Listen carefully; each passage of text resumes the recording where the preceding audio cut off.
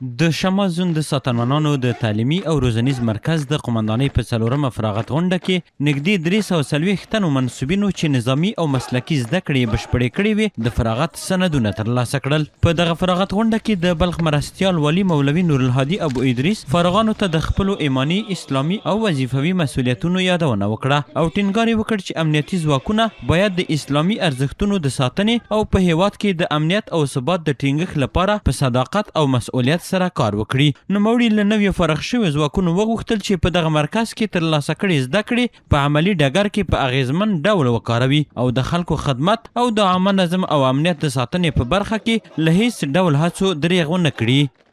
این مسیر نیست یک مسیری باشه که ختم شده باشه، بلکه آغاز مسئولیت بزرگ است که بر دوش شما قرار داده شده و حال شما که فارغ میشین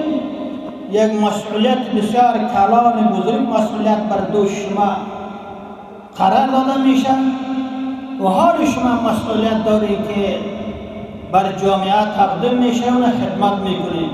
له بلې خوا د شمال زون د تعلیمي او روزنیز مرکز د قمندانۍ د دفتر آمر د دې پروګرام د جزئیاتو په اړه معلومات وړاندې کړل او ویې ویل چې د څلورمې روزنیزې دورې په ترڅ کې د هیواد د شمال له بېلابېلو ولایتونو څخه 330 تنو منصوبینو د یوې میاشتې په موده کې نظامي تخنیکي او مسلکي زده کړې ترلاسه کړي دي. د هغه په وینا په دغو زده کړو کې نظامي اصول، تخنیکي روزنه او نورې هغه اړینې وړتیاوې شاملې وې چې د امنیتي دندو د ترسره کولو لپاره ورته اړتیا ده. دا دوره کې موږ 330 نفره محصلین فارغ کړل چې هغه د شمال زون 15 ولایتونو څخه دي، لکه بلخ سلو، سمنګان ولایت سلو او جوزجان ولایت سلو او فاریاب سلو او سرپل سلو. په همدې حال کې د دې روزنیزې دورې فارغانو د نظامي او مسلکي زده کړو د بشپړېدو له امله خوښي څرګنده کړه او ژمنه یې وکړه چې د اسلامي نظام د ساتنې، د عامه امنیت د تامین او هیوادوالو ته د صادقانه خدمت په برخه کې به په پوره توان هڅې کوي.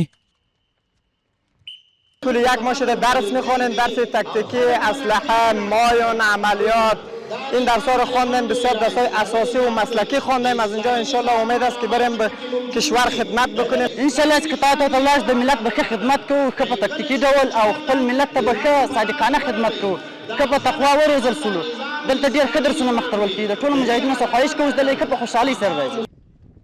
د دغه مرکز مسؤلین وایي چې د دې روزنیز بنسټ له پیل څخه تر اوسه نږدې 9000 تنه امنیتي منصوبینو په بېلابېلو برخو کې له علمي، مسلکي او نظامي زده کړو له ترلاسه کولو وروسته د فراغت سندونه ترلاسه کړي دي. د شمال زون د ساتنمنانو تعلیمي او روزنیز مرکز د هیواد په شمال کې له مهمو روزنیزو مرکزونو څخه شمیرل کیږي چې د امنیتي ځواکونو د مسلکي ظرفیتونو په لوړولو او د روزل شوي کادرونو په چمتو کولو کې مهم رول لري.